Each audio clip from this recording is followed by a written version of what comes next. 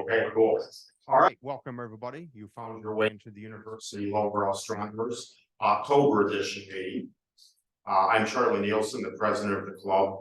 We have a few other officers, but I think they're all here, the ones that are here, well, except for Jeff. So we'll get some reports on them later, but it's our tradition to have our guest speaker speak first, and if that's what you were here for and don't want to stick around for our highly entertaining business meeting, then we'll let you escape. So, and really our guest speaker tonight is not really a guest, since Dr. Brian Ottum is actually a long-term lowbrow. He goes way back. He has helped us with astronomy at the beach for as long as I can remember. He has also become a vice president. As most of you know, he is an extremely skilled astrophotographer. In fact, was running a remote controlled observatory in New Mexico for a while, which I guess you have sold, correct? So yeah, it got to be too much to yeah, I remember listening to him. It requires a lot of work and investment. So, but anyway, Brian is here tonight to talk to us about the solar eclipse coming up on April 8th. He's had a lot of experience with eclipses too, so he is going to prepare us well. With that, Dr. Brian Ottum.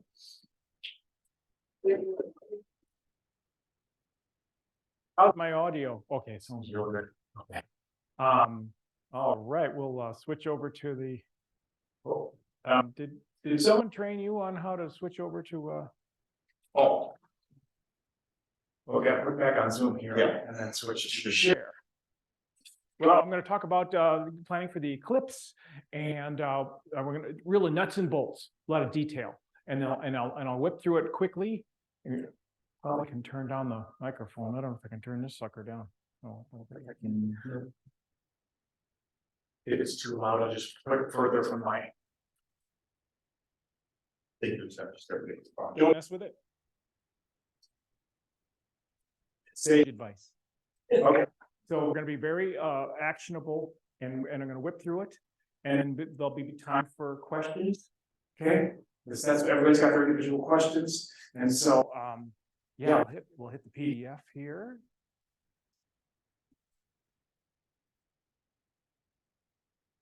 And yeah, I gave a talk kind of like this to the Warren Club, and people had a lot of good questions. And so I'm anticipating the same here. Nice first screens work.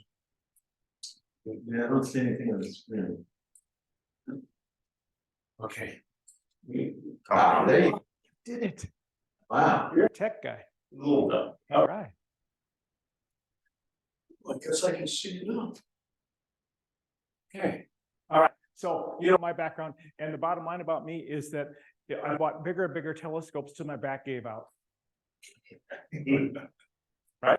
That's what you do. You buy bigger and bigger until it's done. And so that big one, in which I just remembered, I don't know how I've forgotten this. That big scope was the first astronomy at the beach. Wow, good one. It was at Mill Pond. Oh, before Mill Pond at Island Lake. Yes, I had forgotten that, and somebody jogged my memory. It's like, yeah, some gentleman, I don't remember the name, offered to bring his pickup truck, and he came to my house and he picked it up. And now it's owned by our Lowbrow member who lives up in Howell. You know the name of our name? No, he's been there for years. Hey, Brian, we're not seeing the PDF. Huh? All right. Well, we're sharing some screen. We'll try again here. Thank you for telling us. We're going to work on this. We're going to share screen. And we can do it back. All right. I'm going to hit share screen. One participant at a time.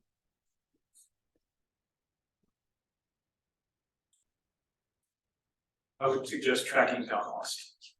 See, what's with those other options? Where they share screen. All right. This says share screen. Yeah. Right there. Thank you. You did what I picked to begin with. I don't know why. All right. How about now, Jeff? That looks better. That's weird. Oh, that's weird, but thank you. Okay. So anyhow, we have a member in Howell who owns the big telescope, and he hurt his back. So the moral of the story is just don't get a huge telescope. or be very careful. So I wasn't, and yeah. So I've downsized. I'm back to down. I've had smaller telescopes and easier to move around telescopes. And like I gave a presentation, right? A couple of presentations, as Charlie said, about my remote control observatory, and I had that for 8 years, and it was spectacular. This was my scope right here, was a 10-inch reflector, and this is Dr. Stan's telescope, which was a huge plane wave, 24-inch, and amazing. Watching that thing be grabbed and pulled over the door with a cheap end loader, it was just dangling. This is bad. But anyhow, this telescope is now in Chile. Wow. Yeah. And so they're doing a lot of great photography down there. And Stan tells me he's got a custom spectrograph that's going to go on the back of that thing. And a special instrument selector so it can be switched between camera and spectrograph. Can you imagine the tolerances needed to remember the old Unitron various eyepiece selector? I just imagine, but yeah. So anyhow, that's go. So I had it for 8 years. I had a wonderful time, but I took all the pictures I was going to take of all the objects in the sky that you can get with that telescope. So it was either going to get a bigger one or just sell it. So I sold it. So but I'm having fun because now I'm doing stuff that is more portable. And so I have, and you've seen me up on Peach Mountain, have a portable telescope, and I like to do the live imaging and the live stacking, and that's a different presentation. I can give it a different time, but I'll hopefully have that up in Peach Mountain. Yeah, we'll talk about live imaging and all this because it's just some exciting stuff. Norb can talk about his brand new toy, which is a $500 live stacking telescope that takes pictures of Andromeda in your driveway with very little training in 5 minutes, right? No, you have decades of training. But we live in a whole new world, and so it won't be long we go to Peach Mountain. People are going to be bringing these things up to Peach Mountain and saying, "Oh, help me do this," or "Hey, it's dark here and I want to do it." So the world is changing at a fast pace when it comes to this astrophotography stuff. But tonight we're not talking about astrophotography. We're talking about the eclipse, although I will talk about the astrophotography. Okay. Please make plans to see it, but keep it simple, keep it flexible. Okay. So it's got to be simple and flexible, and I'll tell you why. So that's this picture. That was the 17 eclipse, and we were just driving around Kentucky, and we stopped at a church, and we happened upon people who invited us to their house. So and during the eclipse, there was a thunderstorm right close by. And I recently talked to somebody who was under that thunderstorm, and this saw nothing. I was watching the Weather Channel a couple days ago for during the annular, and one of the Weather Channel people said, "I missed the one in 17, and I missed this one." So, but I'm lucky. I'm 5 for 5. So, anyhow, law of averages, I'm doing pretty well. So, you got to stick with me. Yeah, stick with me. I've been lucky. North Dakota in February, it was clear, and then Baja, and then on a boat by Martinique, down in the Caribbean, and then 4 for 4. I don't count the Ring of Fire one that I saw 10 years ago because it's not a great eclipse. Yes. Did you see the one in Hawaii? No, I didn't go to the Hawaii one. But the Hawaii one hit Baja. That's where I was. Okay, Yeah. Were you in Hawaii? no, I wish I. Well, yeah, that would be the place to go. But yeah, so it's awesome. And so you want to see it. I always tell people it's the most awesome thing I've seen outside the birth of my 2 children. That's an awesome thing. This is, I always get asked, you do a lot of different things. What's the most cool thing you've ever seen? A UFO or the Northern Lights? And I have seen some things we haven't been able to identify, but the coolest thing is by far the eclipse. So this is the best chart that shows where it's gonna be. You got a nice band there that goes around, and you wanna get yourself in the center of that band. You don't have to be perfectly in the center, okay? And so this is what we're looking at, and it's on April 8th, which is a Monday, right? So how do we make our plans for this? Why bother? I already talked about it's an unforgettable experience. It's right here in our backyard. Not another one for 21 years. Who knows where we'll be in 21 years? Long time. Yes. You're gonna be right here. You're gonna be down there. Yeah. Yeah. So in 21 years, we don't know where we'll be or how we'll be. So I'll be in about 90. it's just best to don't let this one slip away. Especially if you missed the last one. Don't let this one slip away. There's not another opportunity. There are others, of course, but you're going to spend big bucks, right? You're going to get on an airplane, you're going to get on a boat, you're going to spend thousands of dollars. This one you can do for $100. So don't miss this one. I'm preaching to the choir here. Okay, everybody in this room knows how spectacular it is, but this is what I tell everybody. And don't miss it. So this is the important chart, because this is the one people are always asked about, is where should I go? And the first criteria is, where is it going to be clear? We don't want to be clouded out, right? And so Jay Anderson is amazing. He's the eclipse weather expert of the world, and his website is eclipsophile.com. He always publishes right before every eclipse. He does everything fantastic, and we borrow heavily from his analysis. So as the chart comes from Mexico and it goes up, you can see it's going from bluish green, which means more clear, to more red. Red is bad. Red is cloudy. Red means dark red means it's cloudy 90% of the time up there in Maine. This is on average. So you know statistics have a big range, and it's the median, but it's very close to the average. So in general, you can see that you got a better shot in Texas than Maine. And nearest to us is Ohio, and that's fair.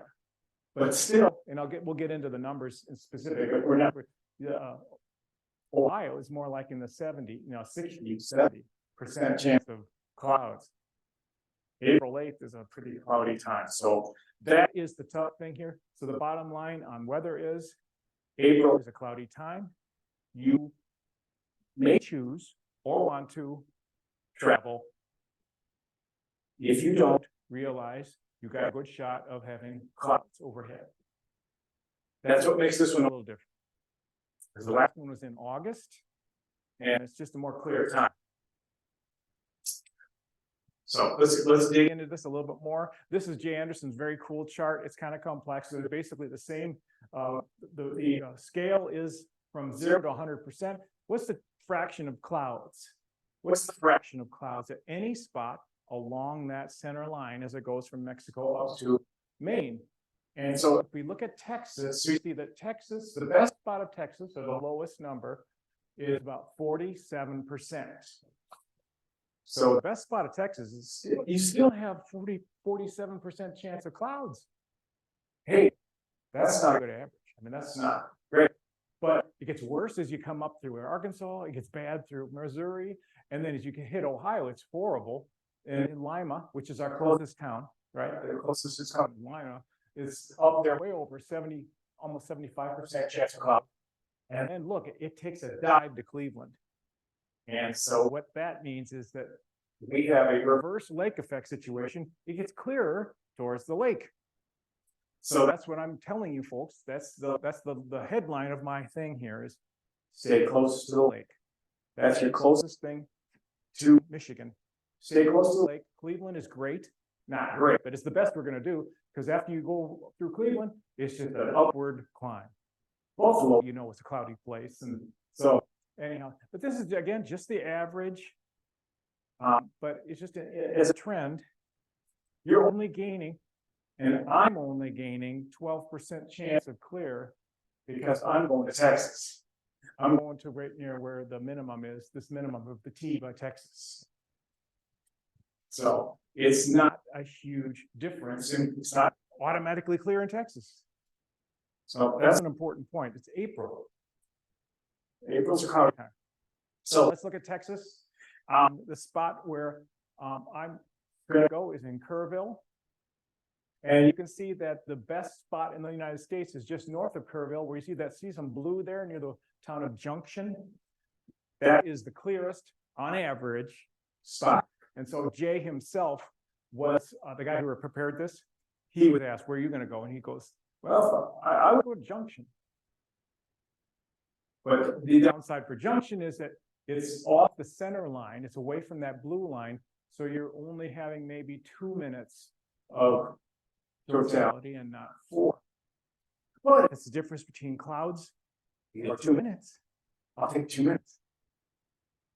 So we'll talk a little bit about the strategy, because that's really the core of what I'm talking about is how do I decide what to do and where to go?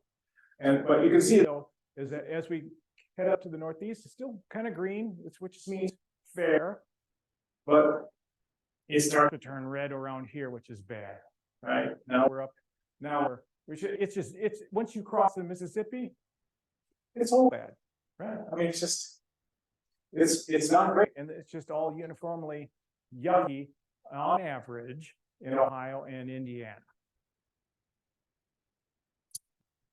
So, but that is just the average. And then as we get up into the northeast, well, you can also, can't you see the lake effect here? See, it's a little, yeah, you can see the lake effect. It's a little brighter, little less percent chance of clouds near the lake. So lake shore is the way to go. That's my first conclusion. Stay near the lake shore, or at least plan to. And I've got back in time, what did April 8th at 2:30 p.m. look like the last 4 years? Okay, this is real data. Okay, that's just, and for April 8th, that's pretty good. Just a little bit of clouds in Ohio, but that's not bad, right? We'll take that. So that is pretty good. And down where I'll be in Texas, April 8th was actually kind of iffy. So we like April 8th of last year. Let's go to April 8th of 2021. Now on this one, we have the track, and Texas is great, but Ohio is, but Look at Cleveland right on the edge there. east of Cleveland would be great. Okay, and before the eclipse, you can look at maps that forecast clouds that like this, and you can make your decision by looking at a forecast map that kind of looks like this. So 2 years ago was kind of, you got to go further east. And then 3 years ago, excellent. Look at that. It was a great day. Great day. Ohio looks good. Indiana, good. So 2020 was good. And then lastly, 19, Yeah. not good. This is real data. So we can show you averages, but this is real data. But also, doesn't it show you that there's variance, right? Year to year, It's 50-50 according to that. it's totally variable. So that's the tough part about April in America. So that's the weather. Next, how do you want to deal with this whole thing? Is it what do you want to deal? How do you want to deal with this? Are you a laid back person? Do you want to just make a plan and stick with it? Or are you willing to deal with some stress in order to increase your chances of seeing it? Just think about yourself and your family or whoever you're going to go with, and just decide, what's your strategy? Am I just the type of person where I'm going to make a reservation in the best possible place near the center line, and we're going to stick with it, and we're going to go for it? And it's cloudy, so be it. We'll be sipping drinks and sitting outside the patio no matter what happens. Or I'm going to do whatever it takes, and I'm going to deal with discomfort and stress and unknown. And I'm also gonna put those people who are with me through the same journey. Okay? You gotta think about this. So the laid back approach is right now, based on the information I've given you, make your reservations in Sandusky, which is a good spot, right? Sandusky, right by the lake. Are you only losing 10 seconds? Awesome, perfect, right? But it's not far and it's not hard to get home. Right? It's not far. And you get home on back roads. You do not have to take the freeway. Okay? So there you go. That's your laid back strategy. And I totally respect people to do that. That's totally fine. Now, if you want some stress, well, and you don't want to spend much money, okay? You get up at 5 a.m., you go to all the various weather, we all know about our weather websites. There's a lot of fantastic weather. The GOES satellite, GOES weather satellite is a wonderful place just to see what the clouds are doing that day. Or Spot WX.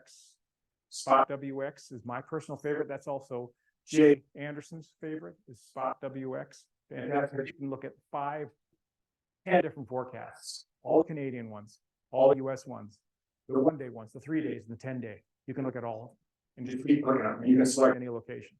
But everybody has their favorite. There are many weather things, but at 5 a.m., weather's going to tell you where to go. You might not get home. You might drive into Pennsylvania because it's clear there. But for one reason or another, you may not get home, and you might have to deal with some discomfort not trying to find a place to stay. Those places to stay are going to be a little hard. Okay. What time is the eclipse? The eclipse is like 2:30 here, and down in Texas, it's not. It's more like well, with Central Time, it's like 12. Yes. Get up at 5 a.m. at what location? Here. Yeah, if you live here in Michigan, I would say if you want the medium stress, you get up at 5, look at your phone, look at your study up, and say, I'm going to Indianapolis, I'm going to Sandusky, I'm going to Buffalo. That's where you can go in one day. But do you really think, after living through the one 4 years ago, whatever, you really think you're going to even get anywhere near an interstate or? I'm saying 5 a.m. Yes, and interstates are going to be tough, but luckily we have a lot of good back roads. Ohio has a lot of good back roads. But yeah, interstates are going to be a problem before, and then after it'll be gridlock. Yeah. Yes. But this doesn't seem to be getting the attention.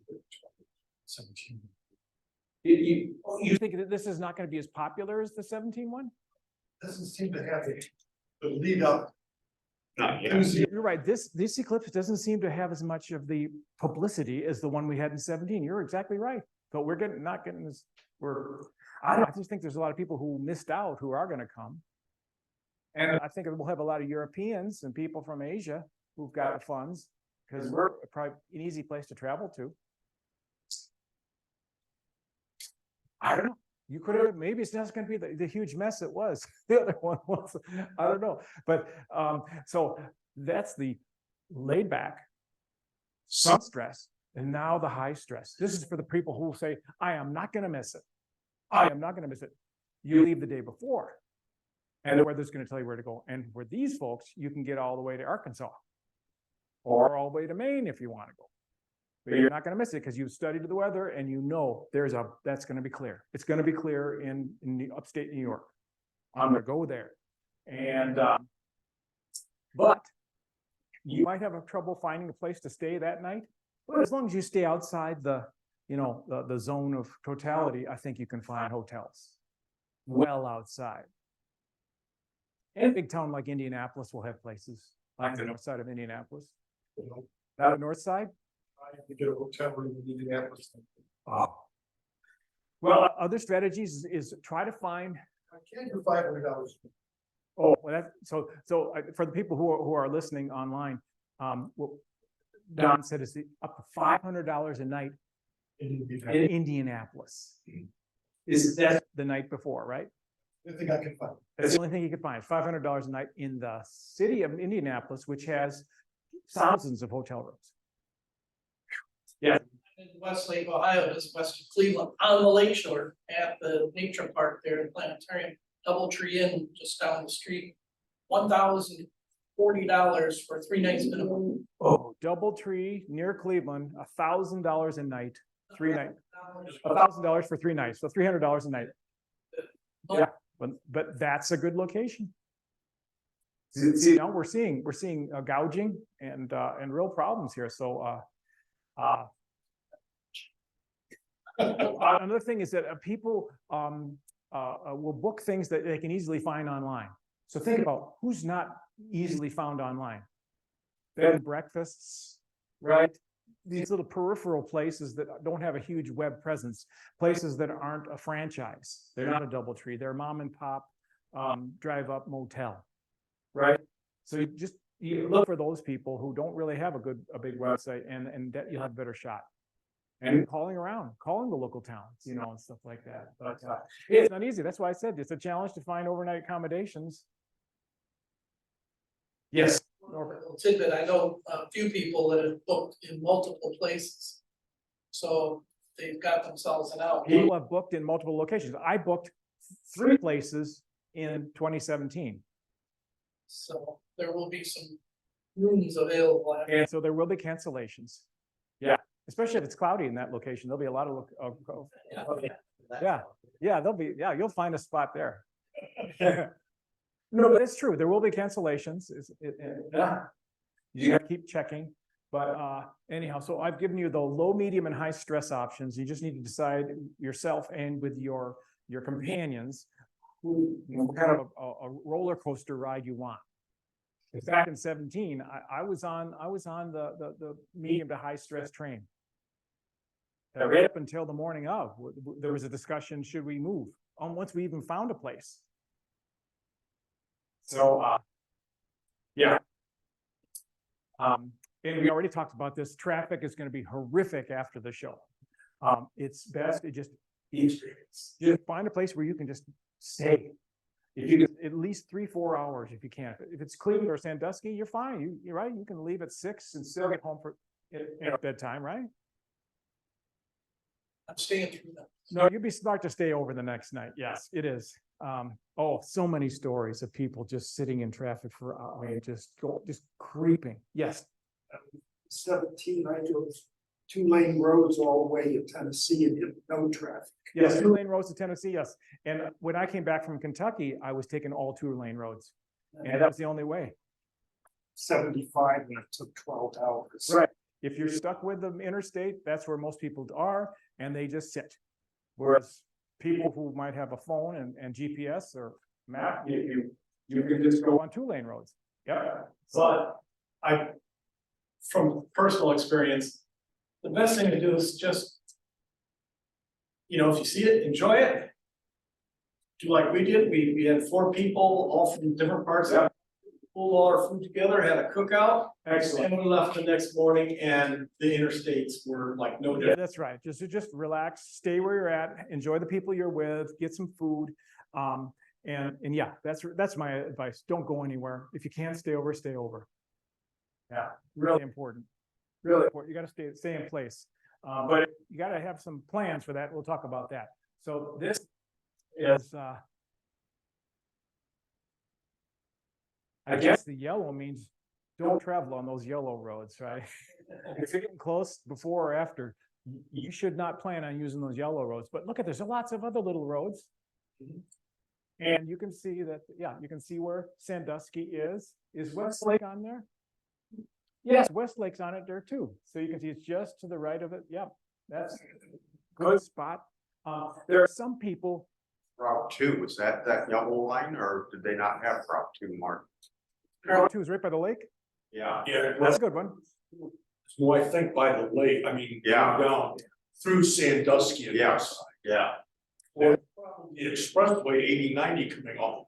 That's what I'm thinking. They don't have Route 2 marked, so that might be the ticket. Yeah, any of those back roads are going to be the way to go. So people always say, "Oh, do I have to be on?" Or I'm going to be on again. I need to be on the center line. I need to be on the center line. No, you do not. You do not. You do not need to be on the center line. In fact, I tell people just a few miles off the center line is fine. Just up to, what, 20 miles off the center line, give you, that's, you lose 10 seconds. So that's nothing. This is a 4-minute eclipse. It's a lot longer than the last one. So, you can see that, definitely you don't want to be on the red line because you barely have any eclipse. So, you know, Toledo, the media, it's been, I heard one media say that, you can observe it from Michigan. Not really. But somebody said you can see it from Michigan. No. I think maybe that was on the Weather Channel. I noticed the Weather Channel making quite a few mistakes. They try, but they, but anyhow, so the bottom line is you do not have to be on the blue line, but you do want to be close to the blue line. Yes. In 2017, we were 100 feet from the center line. It seems like Norbert would be right on the center line. That would be a Norbert style. Yes. Okay. Did you see the line during the eclipse? Did it really appear? Over. But like you said, if it's the difference between seeing it and not seeing it. That's the decision you have to make. It's like, hey, the center line is cloudy, but you know, off to the edge, you know, I'm still gonna have 2 minutes of totality and it's gonna be clear. I'm going. And especially if you can go 2 or 3 hours in advance. That's the key. I think being mobile is the way to go. You got your phone, you have, and as long as you're not with a lot of other people, your phone should work. But if you're jammed up with thousands of people, your phone may not work. You may not have internet. That's why I'm glad that Don brought this, because this is the paper map of the eclipse track, which is great, especially if your phone doesn't work. But you can also download maps, so you can download a Google map. But this one, this is by Mr. Eclipse. It gives really detailed maps, and it shows you the length of totality at every line. So you can come up and look at this afterwards. It's awesome. So Ohio, it looks like our target place to go, unless forecast is bad. Raise your hand if you've been to Cuvier, Cuvier, his website. This guy. Well, this is the best. This is the best eclipse map on the web. J. Cuvier, Jubier, from France. He did one for this. He's amazing. It's basically a Google map. Anywhere you click on it, this box comes up with all the data you'd ever care about. Anywhere you click in the whole United States. This is awesome. I don't know how he did it. So, but day of the show, maybe it won't work. But you need people clicking on it. Yeah. So click on it now or have the book. But I love it, and it's great and it basically says there, okay, where's this? This is for Norwalk. Yeah, I clicked on Norwalk, and it's 3 minutes and 54 seconds of totality in Norwalk, Ohio, which is just above the 354. See that? That's the town of Norwalk, Ohio, which is right on the center line. And it tells you here that the altitude is going to be 49.4 degrees at maximum eclipse. So 49.4 is just halfway up the sky. And it tells you the time of that the partial starts. It tells you when the total is. It tells you when the end of it is. It's fantastic. And he had it for the annular too. So it's free. It's XJUBIER. So definitely go there, click around, and make your plan. And say, I want to go to Lima. Okay, what's it Lima look like? And click on Lima, and you can see what's going to happen there. URL is in the chat. Oh, is there questions in the chat? No, the URL is in the chat as well as the other URL. Awesome. Thank you. So, any questions before we switch gears over to taking pictures of the event? So I talked to you about how to plan to where to go and when to go and weather. And now we talk about taking pictures. Okay, yes. So along the whole blue line is the same. Tutorial, right? No, actually, it's a good question. Question is, along the blue line, all the way from Texas to Ohio, is the length of totality the same? No. It's slightly less long as we get further north, only like 10 seconds. Like down in Texas, where I'll be is probably 4 minutes and 4 seconds. And you lose maybe 10 seconds heading up here to Cleveland. It's still really long, yeah. By chance, I turned on Channel 2 News a couple of nights ago, and they had a story about Southwest Airlines has like 6 flights through the path. And they show these real nice long flights out of Dallas towards Chicago. Yes. They spend time, and it gives you the illusion that you're gonna see the eclipse all along that path. I don't think they're clear on the concept. I saw that same thing. Did you, yeah, I'm gonna imagine everybody's gonna rush to one side of the plane. Yes, yeah. Southwest is publicizing the flights that are going or taking off and will go through totality during the time of totality. Yeah, but it's just a little. Fleeting. Yeah. Yeah. It's a real. There's a lot of unknowns there. Is the plane going to be late? Do you get bumped? Do we get bumped? I mean, there's so many things that happen. Why would you even plan on that? But you could get lucky, right? Not with Southwest. Yeah, you're exactly right. I would be watching out about that. But so capturing the event, you can get these are all cell phone pictures, right? And now cell phones are even better than they were in 17, right? You can get better pictures, and the cell phone is great. So did I tell you that I thought somebody who was under that cloud during the eclipse, which was bad. But yeah, the cell phone is great for wide angle. It's going to cover. You're going to get all those sunset colors, and so it's great. One thing I always recommend, folks, is get your pinholes and aluminum foil. Lots of little pinholes and aluminum foil to make your little crescents. That's how I did that. And so, but how do we capture the event? How do we do it to take home and have a good picture? Because a lot of people want to do that. There's a low stress and a high stress there too. The low stress is we just grab the phone during totality, we get some wide angle shots of our loved ones and other people and the sunset colors, and maybe some video clips of people squealing. That's always hilarious, right? The videos are hilarious. Some people just can't contain themselves. It's amazing, right? I love those. I mean, capturing the event as you saw it with your eyes is really good. So I really recommend people to do that. And then you can get a tripod, off of Amazon, you can get a phone tripod for $20, right? If you really do want to try to get a zoomed in shot of totality, which is a fool's errand. I would not recommend you do that because you'll spend all your time futzing with the camera and you're not looking at the spectacular events. So that's toughy, but it's definitely for a quick and easy. Definitely use your phone. Really good. Okay. I want a good picture. I want a picture I can print. I've seen all these great pictures online. I want to get a good. Well, okay. Now you're talking the high stress territory because now I'm going to worry about what I bring and did I bring all the stuff? Did I have enough batteries? Did I forget a cable? Now I need a tracker and a mount, and I want to get a close up, and I want to get a high def HDR, right, where you can see the inner and the outer corona and all these. Yeah, like this picture right there. Oh, now you've talked yourself into a whole big strenuous thing, and so I'm just letting people know that I've been there. And Mr. Eclipse gave a great talk about this, and he's just really calming people down and saying, really. Have low expectations. Don't try to do too much. That's what I say. Don't try to do too much. This is what I used. This is what I'll use again, the same thing. And it was just basically a little refractor, which works the same as a telephoto.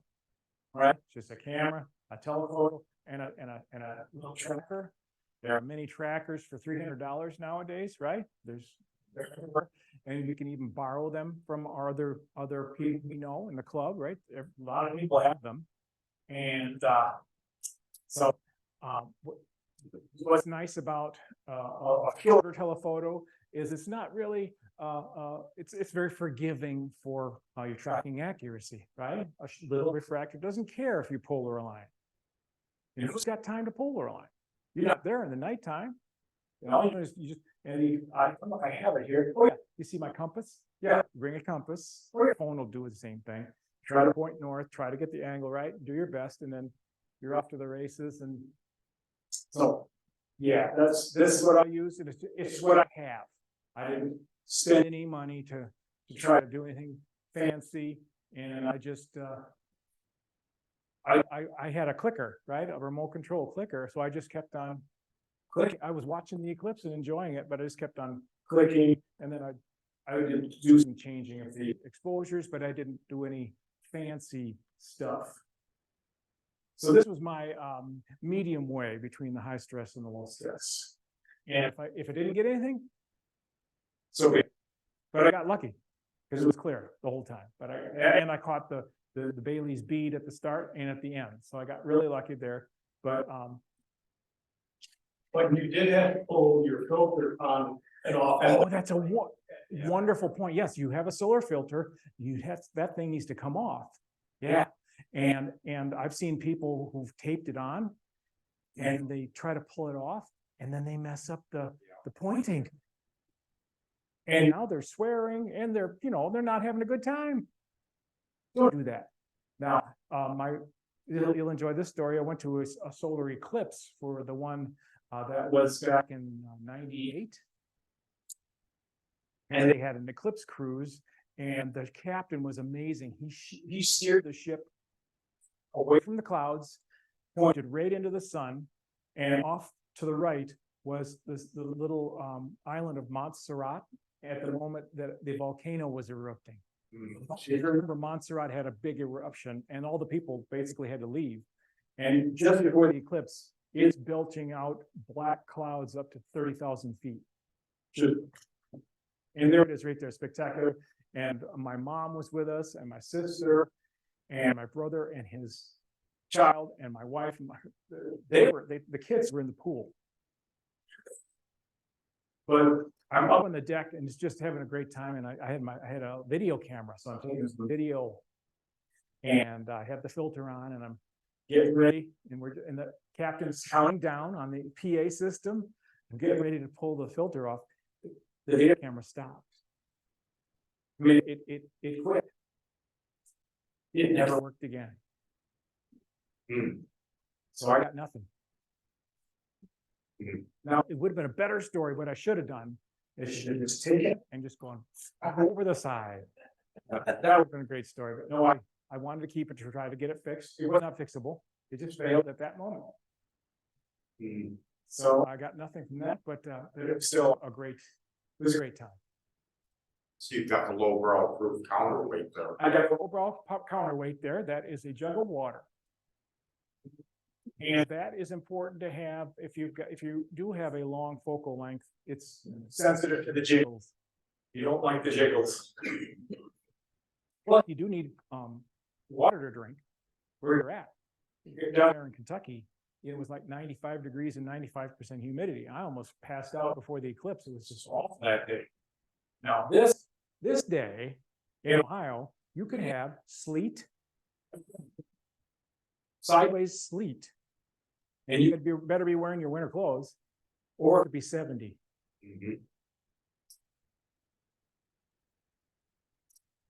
Okay, this website called Solar Eclipse Across America from the American Astronomical Society is great. Definitely go to this one. It gives you lots of different resources and good information. There's apps and software. And if you really want to get into the heavy duty imaging, this is where you go to get your heavy duty stuff, like the computerized exposure. So the camera's taking short, medium, and long exposures, so you can get pictures of the outer and the medium and the inner and the prominences, and then combine them afterwards. That's the holy grail of. Now, I didn't do all this for this. This is just one image. So, but if you really want a good, you can do that. So you got a question on chat there, maybe? I saw something. Come on. Let's go to the chat. No, it's not chat. I guess I was there, okay, it's the old one. So, so if you do want it, practice, get it out and practice. And taking pictures of the moon is a great practice object because the moon is the same size as the sun. It's amazing. So it's great to practice, setting up early. And if you don't have all the fancy stuff, just got your phone, think about the foreground. What can you put in the foreground? People, you know, one of the best things is just, you know, people like this, you know, with their glasses in their face. That's a great shot. So, you know, think about pictures, just you can get great pictures with your phone. So I'm urging people to do that. Yes. I know a few people that have 360 cameras. They're not all that expensive anymore. You just set it and forget it. A 360 camera is a great idea. Yeah. After the Verizon. Oh, the 360 camera is a great idea. Yep. There's a lot of new ones coming out. Yeah. And it is so cool to see the sunset colors all around. If you did have a 360 camera, if you had like a time-lapse video, that would be amazing because then you could see it coming at you. You could see it going overhead, and you could see it going. Yeah. So there's lots of ways to capture it and think about it beforehand. And really, if you want to do any of those stuff, buy your equipment right now. Don't wait. If you need filters, buy them right now. So that's what my do. And the don'ts are, and this comes from Mr. Eclipse as well. Do not try to capture this event if it's your first total solar eclipse. Do not, because you'll just stress yourself out and get crappy pictures. And there's lots of other good pictures on the web that you can grab. So Mr. Eclipse says that, and I totally agree. Don't try to get pictures or videos if it's your first one. And don't do anything new that's unfamiliar unless you practice. And just winging it is no strategy at all. Because Mr. Murphy is going to stop your just winging it, and you'll be frustrated. So again, do you want think ahead? That's my thought. Just think ahead. And this is my benefit of practicing. After Mr. Eclipse told us at Astronomy at the Beach back in 2016, he said, "Get out there and practice. Get out there and practice." A month later, I'm practicing and I saw this plane coming towards the moon. I said, "Oh, I think I get it." But then I had the shutter on 2-second delay. So I had to say, okay, 2 seconds away, click, and then wait 2 seconds. And then that was it took me an hour to find out, but that's a Delta flight from Louisville coming into Detroit Airport. And people say, "Did you Photoshop that?" Well, if you look close in the high res version, you can see all of the exhaust that obscures the moon. That would be hard to Photoshop. I mean, nowadays, I guess people could do it. And it's not exactly sharp because it was moving. So practice. All right, now down and dirty, nitty gritty tips and tricks from people who've done this before. Buy your solar filter now. Do not wait. Hopefully, they're still in stock. You gotta, like we just talked about, the solar filter needs to be able to come on and off quickly and easily. Still be safe, but you don't want to be messing up the pointing of the telescope or the camera or whatever when you're yanking it off. The tough part is if it's just kind of sitting on there. What if you have a gust of wind? You could burn somebody's retina. So that's Destroy your camera. destroy the camera. Yes, or burn somebody's retina. One of those two things which are really bad.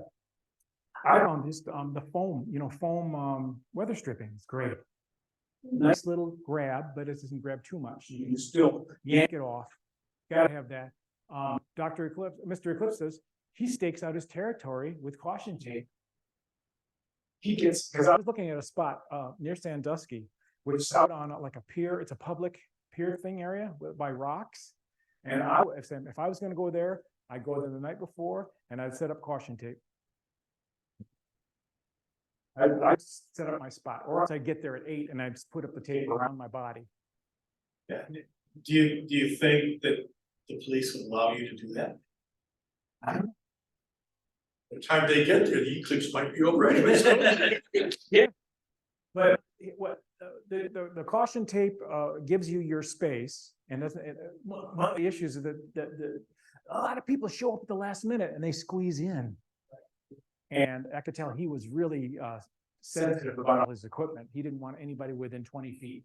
And he did not want to actually speak to anyone. He told us that he doesn't speak to people. Chop out. Chalk, chalk body, yes. Yeah, so anyhow, a timer. You need a countdown. You don't want to be looking at you want a timer. So there's probably an app coming out, right? Or something. Or just assign somebody to be a timer. Somebody in your group who's going to be calling out 1 minute to go, 10 seconds to go. Really important, very practical. Backup plan for everything, food, water, bathroom, critical, especially now that I've told you, you should just hang around for a few hours afterwards or the whole evening. Now we're thinking, yeah, food and water you can bring along. Bathroom, that's the toughie. Think about bathroom, because you're going to need a bathroom. Your group's going to need a bathroom. Where are you going to be at? So is there a restaurant that's going to be close by that might be open? What's close by that you can use? But you're going to need that food, water, and bathroom, preferably for the whole afternoon and evening.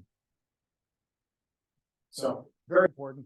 And then if you're going to Ohio in April, long underwear and wool socks is almost automatic. So did anybody else have anything I didn't that you would like to add to this list? Yes. Binoculars are awesome. Because 17 didn't have much, only a little prominence that you could see with your eye. But I do remember, well, the one in 79 had a huge pink prominence you could see with the naked eye, and it was just spellbinding. And if I'd had binoculars, when I talked to people who use binoculars, they said it was the most amazing thing they've ever seen is prominences with the naked eye. Yeah, we're a lot closer now to Solar Max. Good point, Doug. Yeah. So a pair of binoculars, carefully used at the right moment, and also train everybody in the group. Say, do not look at the sun until somebody yells totality, and then you can look at it. And then somebody's hopefully going to be counting 10 more seconds, and then get ready to not look through those binoculars when that sun comes back. Yes. They had a nice high quality refractor aimed at the sun as it grown up during totality. Oh, Beautiful thing I'd ever seen. what was the field of view of the spectacular view? The quarter degree, but enough magnification, you can see the fine detail. The filaments. Yes. Yes. So a refractor or something, the telescope will give you like a 1 degree, 2 degree field of view is spectacular. Yeah. Big binoculars on a tripod. But the last one, there were 3 prominences, They were little guys though. but even in 8-power binoculars, You can see them. 1, 2, 3 represent. At least 2 of them were on You can the. see the prominences. Yeah, you can see them. It's easy. It's yeah. And given that we have over 3.5 minutes, you have time to do this. You have time to look for the shadow bands, right? You got time to talk to people. You got time to look around the perimeter all the way up all the sunset colors. You got time to picture. You got time to take some video. Get some time to do stuff. Yes. You look like a welding, darkest welding filter on your cell phone. Yes, you can use the welding filter in front of your cell phone to get partial pictures. If it's the dark enough, welding filter, the welder filter that is sufficiently safe for your eye. If it's good for your eye, it's good for the phone. But just make sure you got the right number. Does anybody know the right number for 14. 14? All right, we got 3 14s here.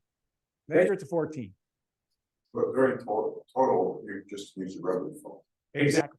And during the total, you can zoom right in. Yep. You can zoom right in. But the issue then is if you're hand holding, it's going to be a little shaky. And then the camera is always automatic. So you take a picture, go, oh, it was too short of an exposure, didn't capture the outer. How do I change that? That's not the moment that you get to know your phone's camera.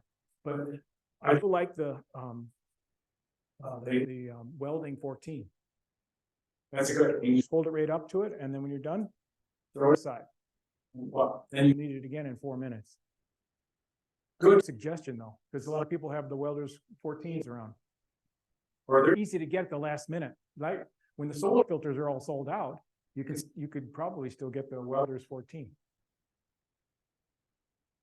Yes, I'd like to recommend the, is it Otter or Vader, which is. Otter, I think. Otter makes good stuff. I've made so many solar filters. Is that what I used? Is it No. yellow? No, it's blue, it's clear, it's white. Slightly blue, yes. Yes, I use that for my, I have a pair of 4-inch binoculars. And so I made big old Botter. The only downside, you gotta be careful with it because it's just a thin Botter is very fragile. mylar film. Yes. But you can make whatever you want. You think they still have Botter film in stock that we could buy today? Because, it comes from Germany, or is it already here? Oh, it's probably already here. Okay. There's lots of people selling. Okay, well, the Botter stuff is good. It is good. An oldie but goodie, and they're still in business, is Rainbow Symphony.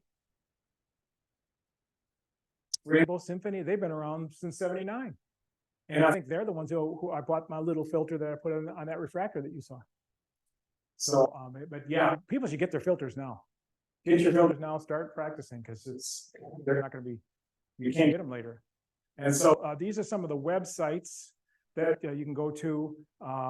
Eclipsophile is the weather guy, which is wonderful. The Ex-Hubier from France, that is the fantastic Google map that shows you how long the eclipse is at every spot in the United States. MrEclipse.com is Fred Espenek, and that's where you can order this great paper atlas. AAS.org, EclipseAAS.org is that great astronomical society, American Astronomical Society website, which has a ton of good resources, and it's a non-commercial. They're not trying to sell you anything. State of Ohio, it's a great website. Have you seen it? The state of Ohio is a great website of the eclipse. I mean, they've already canceled school. Most schools in Ohio, public schools, have canceled school. That's smart. So Ohio is really going in big, and I think it's great. So we just gotta hope it doesn't get cloudy. Otherwise, you're going to Indiana, or you're going to New York. Yes. The eclipse enters Texas and leaves. The eclipse starts down there in Mexico, comes across Texas, and then comes up to here, and then ends up across the Nova Scotia. How long from the beginning to where it enters the rest of the day? Norm, do you think it's about an hour? About an hour. It's racing along at a good clip. Yeah, it's Jet aircraft, that's for sure. yeah. And one thing cool afterwards is they'll show a satellite loop picture of the eclipse whipping, and you'll be able to see. You see a big old black circle moving across the United States. They'll have that. You'll be able to download that. So that's my guide. So to recap, make sure you don't miss it, but make sure you're flexible and you keep it simple, because you don't want to have a lot of stress, but you can pick how much stress you want to have. So, questions? Yes. That sun funnels are a good way. If you want to make your own sun funnel, I've got projection screen materials here free if you want to take them. Sun funnels are spectacular if you've got a refractor or a reflector. And Don's got some really nice projection screen material, really fancy, was it rear projection screen material? Really nice stuff. So if you want to make it's basically you make a funnel that attaches to the eyepiece, and the eyepiece projects the sun on the backside of that projection screen. So what's nice about it is you get a nice 3-inch sun, 4-inch sun, and you can have 10 people looking at it at the same time. It's nice, not necessary for totality, but in the as a sun. For the partial phases. During the partial phases, people are standing around wondering what's it's like, and you just put the sun on. It's a social thing too. versus the glasses that are a solitary thing. But it's nice to do a social thing and have the sun funnel or some type of a projection thing. And people can talk and interact, and you can, and that's a way to meet your neighbors, because we're all going to meet a lot of neighbors because we're all on the mission, right? So this is Brian Close in Bozeman. Yes. So I'm set for Texas. I just want to give some people some information who aren't set for Texas. If you're still interested in Texas, there are still Airbnbs available in San Antonio, and you could drive into the zone on the morning of the eclipse. Secondly, there are 2 state parks near Kerrville that are on the center line. One is Garner State Park, and one is Lost Maple State Park. Camping and RVs for those parks open up either on November 7th or on November 8th. So theoretically, you should, unless they're giving preference to Texas, if you start at midnight, you might be able to make a reservation at those parks. And I agree, you need to get it the day before and the day of. And if you can hang around and not drive too soon, it's a zoo. So those 2 state parks are on the center line. Third, I've done this 6 times successfully. You have to be mobile on eclipse day. In 98, in 99, I was all set up in a graveyard for all things by Kastamonu in Turkey. And 15 minutes before the eclipse, clouds formed over our mountain. And we had to throw everything in the car and drive 3 miles. You have to be prepared to do that. So you need to look at road maps whenever you pick a spot and decide how you're going to get to where you need to go, if you need to go. And so that's my advice. If you're interested in Texas, I mean, right now the prices are crazy. I got a place in Bandera, which is at the 4-minute mark, and I'm planning to try for one of the state parks, which is at 425. But even if I don't get to the state parks, I'll be at 4 minutes. So you just have to plan like that. But at this stage, you're not going to find a place in Kerrville. You're not going to find, I spent months looking for places and they kept on falling through. But you can do San Antonio. The Airbnbs are still reasonable. I would get a rent-a-car now. I got a rent-a-car the first day I could rent one. Oh, and yeah, good advice. Okay. And I paid for it. So get your airfare now, get your rent-a-car now. And if you have to go the San Antonio route, just be prepared to get up early and look for a map of the secondary roads like he's talking about. Yeah. And that's advice if you're going to start doing Texas now. It's not impossible. Tom and I did Chile with 2 weeks planning. It can happen, but it's very difficult. Jim Forrester had a question in chat. He says, my cell phone did a good job on the rest of the eclipse, but couldn't capture the corona. Any tips? Well, if it's one of the newer cell phones, you can put it on manual mode, and it does, at least my new one, does allow me to have a slider to change the contrast, and it does change the exposure, okay? But you got to practice. You can play with it. Take it out and shoot the moon tonight or tomorrow night. It'll be clear tomorrow night, right? Or Sunday night. Sunday night is supposed to be clear. Shoot the moon and play with the slider. See if you can go manual, because you want to increase the exposure. The other question I had, Brian, was I got an H alpha scope, and during obviously leading up to totality, I can see the sun and whatnot. But at totality, will I see prominences and things like that with it, or switch to a different scope? Well, during totality, you don't need that fancy scope. You can just use your eye or your binoculars or anything else. But it's a wonderful thing to show during the partial phases, is use that scope. That was my feeling as well. I want to make sure it's like, well, if I leave it on, I wouldn't miss anything. So, okay. Yeah. No, these are great questions. People are thinking about it. And yeah, I'm glad Brian told us that, because I don't think our group has a rental car yet. We have our plane tickets, or they have their plane ticket into San Antonio. And it wasn't bad on Delta. It was, this is 3 months ago, it was $375. There's a lot of flights from Detroit to San Antonio. It's really good.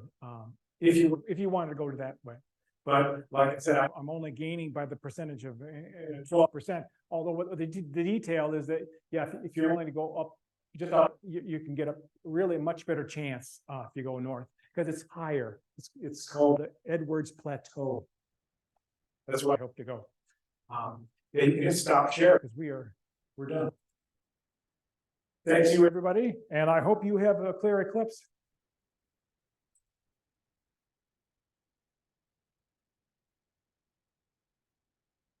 Thank you, Brian. We didn't have any more questions from the audience here, I assume. I'll be around. Well, I have one more thing to say. If you're shooting for the Texas State Parks, you can get a day pass 30 days before the eclipse. So you just have to go to the Texas site and look at the calendar. I mean, if you miss out on camping, you might be able to get I always try to lock down a site to start with. And so if you can lock down a site that way, you can try it. Good luck to you though. But Don, you do say something that is interesting. I am not hearing as much big build up for this one. There seems to be, Doug Warshaw was also asking, how do you polar line during the day? You don't. understand north. You use your compass Get as close as you and a can. protractor. And use your phone there. Or you pour a line the night before and generally know where north is. That's what I do. Probably being downplayed because it's on a Monday. What'd you say? It's probably because it's on a Monday that's being downplayed. School is in session. Yeah, but, Technically. yeah, people are gonna be working too. But when you look at all the hotel rooms already booked. Oh, yeah. Yeah. Oh, I've been hearing the same thing that Brian said. Places, hotels near totality. If you can click on it and get it anywhere in the world, they're done because people around the world are getting. I think the hype's coming, they're just not getting to you. Yeah, wait until about the beginning of the year. I think if it ends up being clear, I got a friend who thinks she's gonna go to a friend's house day of that live in Sylvania, and I'm going, where in Sylvania? This side of Sylvania? Pennsylvania will Or have this- I'm 30 seconds. You can just click on your phone. You can see it at Hubier map. But I think most of it is actually outside. And It's bad, close to the edge. It's bad. It's close to the edge. it's like, so what, you're just gonna hop on 23 and head south on a 23 is going to be a Yeah. blank parking show. lot, yeah. The morning of, it's going to be a blank show. Your Recommendations are great. My only one is this, if you've never, I have a free bedroom if I want. Cause I got a cousin lives near me. But, my thing is, if you've never seen one, take your binoculars, put your feet up and enjoy it. And if you're gonna be with a group though, you can't have one pair of binoculars or one small telescope for 10 people. Yeah, That ain't gonna work. that's right. Handing it around is really awkward. People get real frantic and crazy during those 4 minutes. Yeah. That's not a normal 4 minutes. Yes. I was looking at Oberlin College in Oberlin, Ohio, which is further inland from the lake, and I know people there, and they have a nice observatory and planetarium, but they have one lousy little hotel. And that's the case, Norwalk, Ohio, same thing, it's a small town, I've been through there, I went through there right after a tornado destroyed it. But that was years ago, but I think they might have one hotel. So there's not much in the way of hotels around there, probably booked up already. Not until you get into the Cleveland area, you get them all. But there are creative approaches. Yeah. And you contact, if you're a member of the VFW, you contact the VFW. If you're a member of the club, contact their Elks Club. You mentioned Airbnbs, are they reliable enough? You know, those people Well, and the problem is what, maybe like Brian said, problem is gouging now. Airbnb folks will take your reservation, then they'll get another offer for double, and you're out. This is happening. They got a higher offer. You know, especially people who flew here from England, you think they're be happy to spend 500 a night. I don't know what all their plans are, but like you say, they're already shutting the schools down in Ohio. My cousin didn't tell me what's going on, but she says the governor of Pennsylvania has numerous plans in place. And that's why Brian is saying you gotta be able to move right then and there. You might not be able to.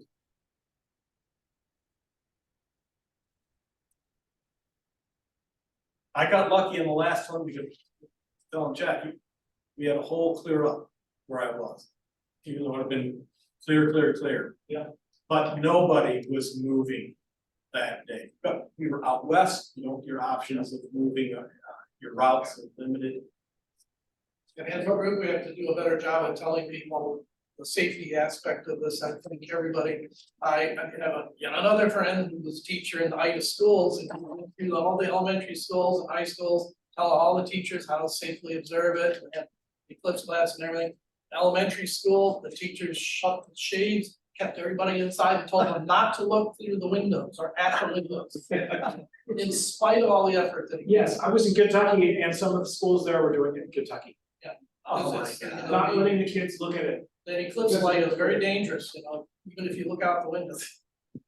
I heard this. But luckily, all of us, we kind of know, we can spread the proper information around. I heard this story on the radio one time, which almost sent me off the road. But this is supposedly true. It was, I forget what clips it would have been, but apparently they had totality or something in New York City. So I can't think which one that would be, but anyway, these radio stations were advertising it all day long, and saying, just be careful, don't look at the sun, and all this. But so some woman called into the radio station, all distraught over this. And she goes, I don't understand this. I keep hearing all these warnings about don't look at the sun, don't look at the sun.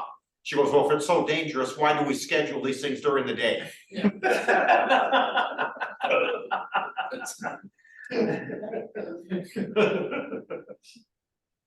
Yeah.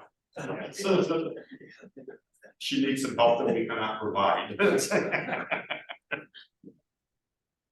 Any other comments, questions? Thank you. So, Brian, could you use another club hat or a t-shirt, restaurant gift certificate? Which restaurant? Pardon? I do as well. You pick one. Well, Maybe we should. we'll talk about it afterwards. Got it. Okay. So, officer reports, I got contacted by Westland Library. Most expensive. Well, we've done some, probably maybe 3 events there, something like that, yeah. And you might only guess that they're asking us if we can do something for the eclipse on April 8th. The woman there said she realizes we're probably gonna be scattered all over the place. But just wanted the ones that aren't scattering, if they'd be interested in doing something there, she'd actually like somebody to do a presentation. And if they can't be there she can't be there that day, could we do it like the day before? Or something like that? Yeah, exactly. So I was gonna contact her and just say, I don't think there's a real good chance of that, but probably she should contact us when we get a little closer. But yeah, no. We've had people ask if we're gonna have Shares or Observatory open that day, and I said, absolutely not. Yeah. Anybody with any background in astronomy would be somewhere else. Exactly. And my guess is we're gonna get a lot of requests like this. Yeah. Well, we already had one from the Clinton Public Library or Clinton Township Library. They wanted us for this last one and April 8th. Of course, Jeff and I were gonna go to this last one, but something about the rain kind of stopped us, so. I went. Where were you? Yeah. Sure. Needed to clean off your telescope, right? One last little tidbit, we have a group of students participating in this NASA balloon experiment. They're sending a balloon up to 90,000 feet and doing an analysis of the upper atmosphere during the eclipse. Thank you. They'll be down in Ohio. They'll be down in Ohio. They were in New Mexico here just this past week, and Albuquerque saw perfect angularity. And I had a great time doing it. What a wonderful experience from college. I got two other quick things. Number one, we need guest speakers. We've got one scheduled for next month and we have one for January. And that is it. So of course, I'm particularly worried about December and then anything after January. So if anybody's got anything they'd like to do, like Brian, some of our presentations really have been from our own club members. Or if you know somebody. So We sometimes add club members maybe talk for 10 minutes and back them up. And that's if we can get enough people to what your recent project Or comments that are coming. there you go. I think we're gonna have a comment this one. Yeah. I'll send an email to the whole membership, see if we can squeeze something else. December will be here way too fast. And then one other thing, check. He's got some stuff. I should have called you up first about those handouts. Did you get rid of them?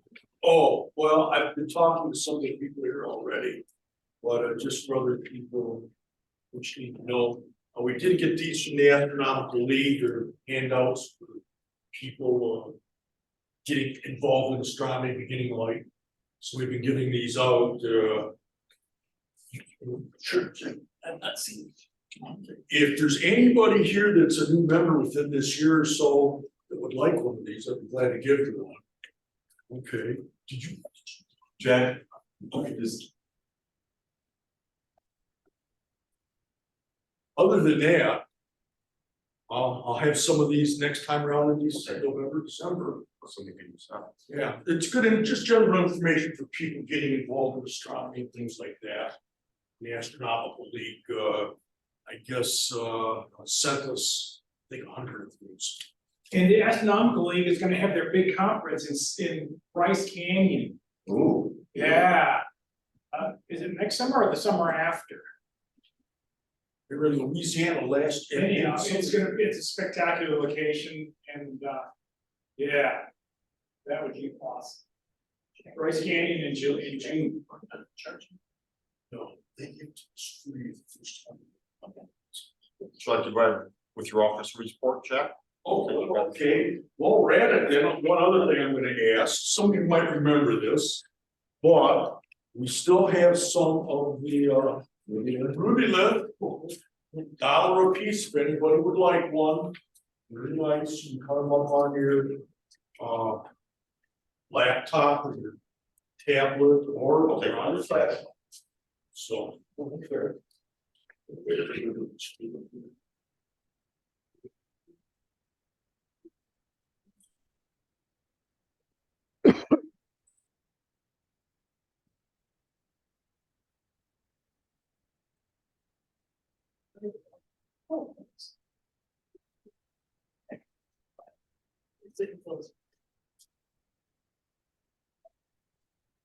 Yeah.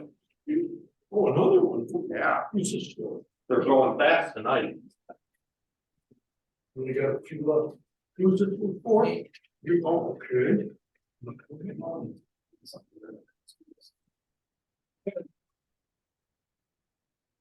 can keep it flat, Jack. And these are free. Oh. Okay.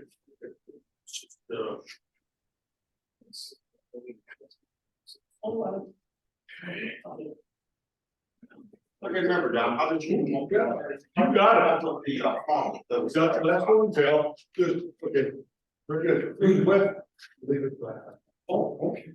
There's all kinds of instructions in the web on how to go there.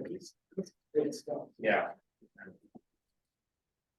We'll let everybody know that is the end of the Ruby list. They were all sold out. There you go. Okay.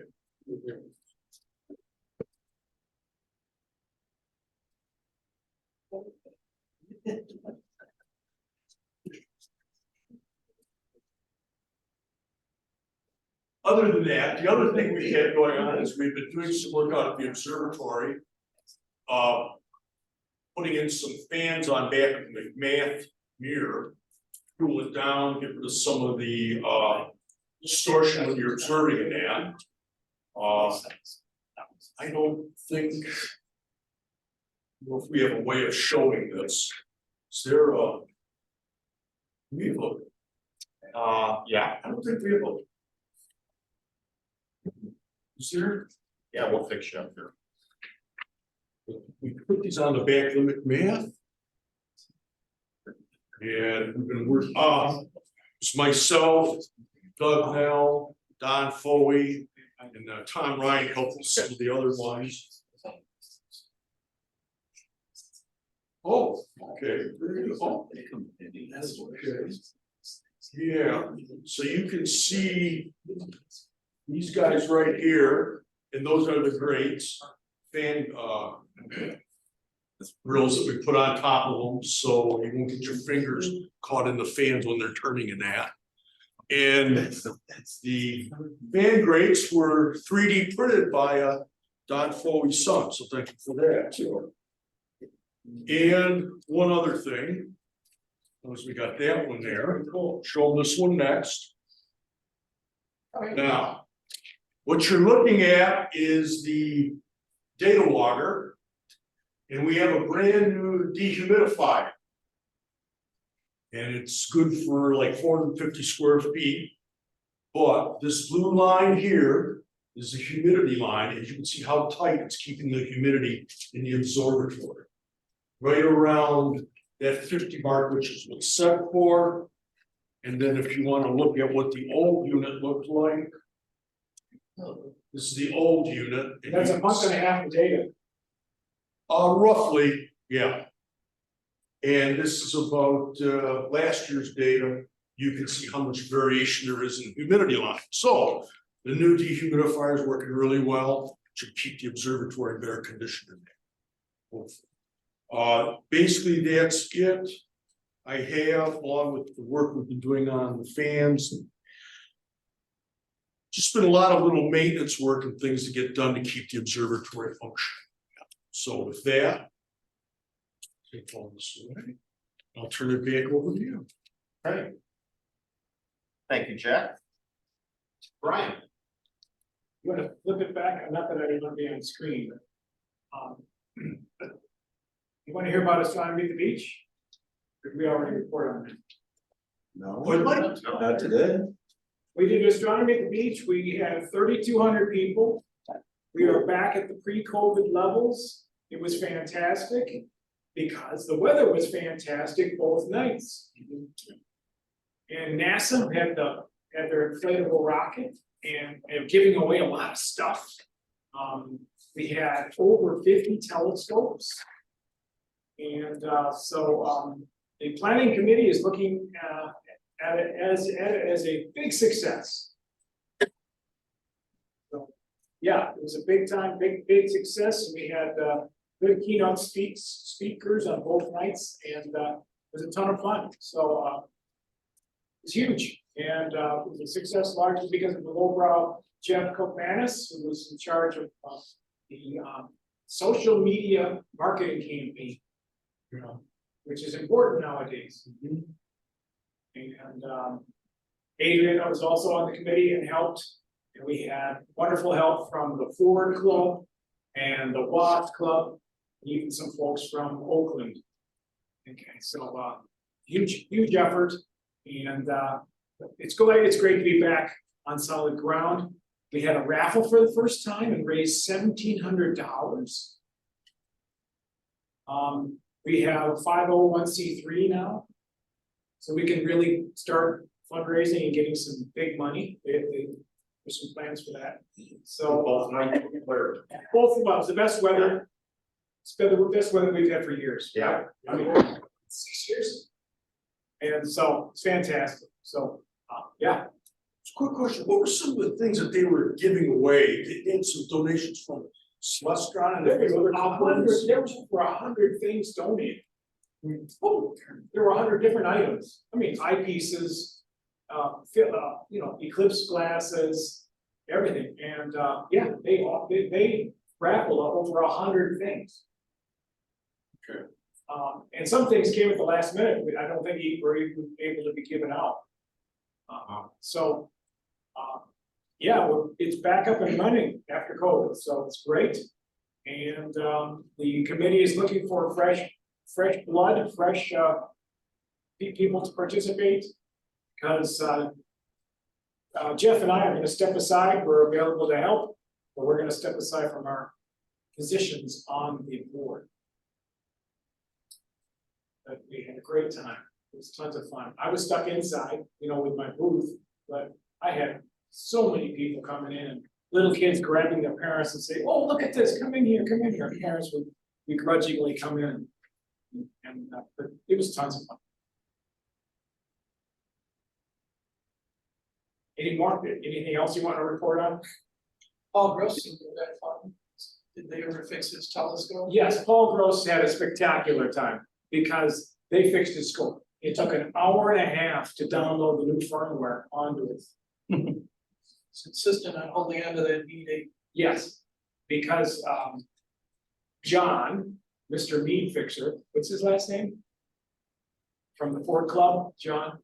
Anyhow, he's the Mead whisperer. He can fix Meads, and especially the keypads, which always go, he knows. And so, yeah, Paul Gross brought his scope, and he sat there next to me, next to my booth for an hour and a half, downloading new firmware. And then after Paul gave his talk, he went out and used it. And he was excited. I gave him a meteorite as a speaker's gift. He said he didn't have one. So yeah, to add on to the astronomy at the beach, the Facebook I don't know, campaign or whatever, we reached out to some 76,000 Facebook users. And of that, I think we had event responses for about 1,450 or 1,500 of those people. So, some contact and some attendance is probably attained to that. We did 3 different boosts, and each one of them was considered by Facebook to be a high performing boost. So it was overall a success, and for $220, it was a bargain. it's something the lowbrows might learn from. Small amount of money can pay big dividends using Facebook. The extra money. $200 he spent. And thousands of people clicking. Yeah, it was $220, and I think we did it at banks of like $44. You can probably do it for a pinch less. The last 44 didn't do as much, but it was, a strategy decision. But if we started probably 3 weeks before, and that would have worked just fine. And it's cheap.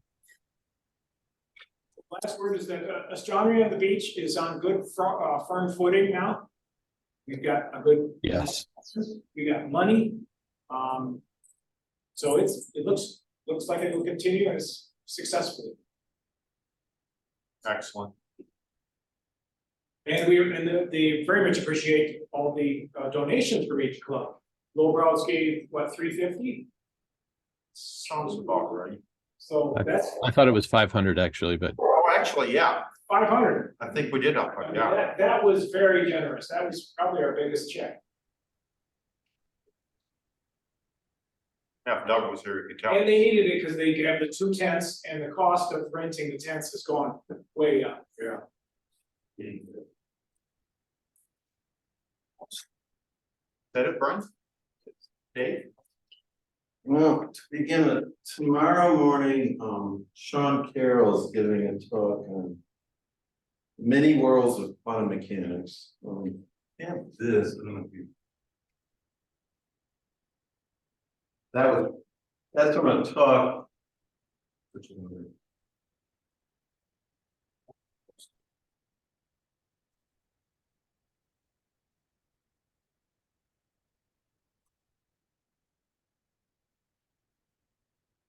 So this was from a talk this afternoon, but that is Sean Carroll.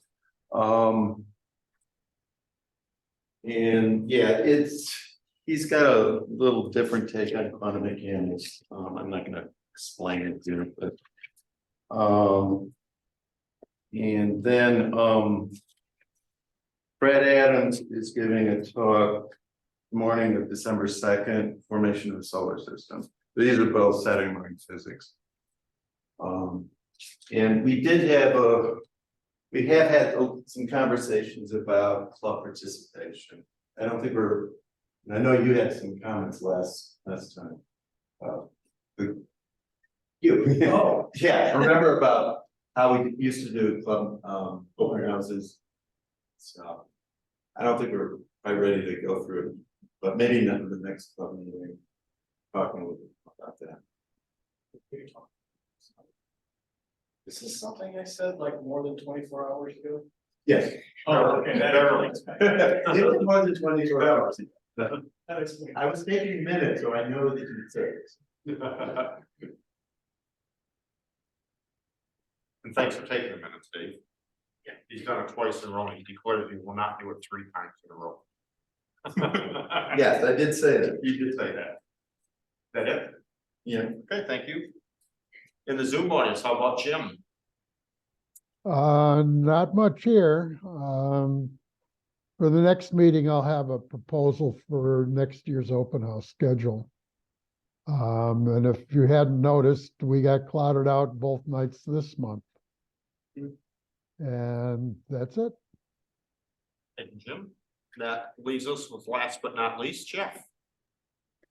Well, welcome from beautiful Petoskey, Michigan.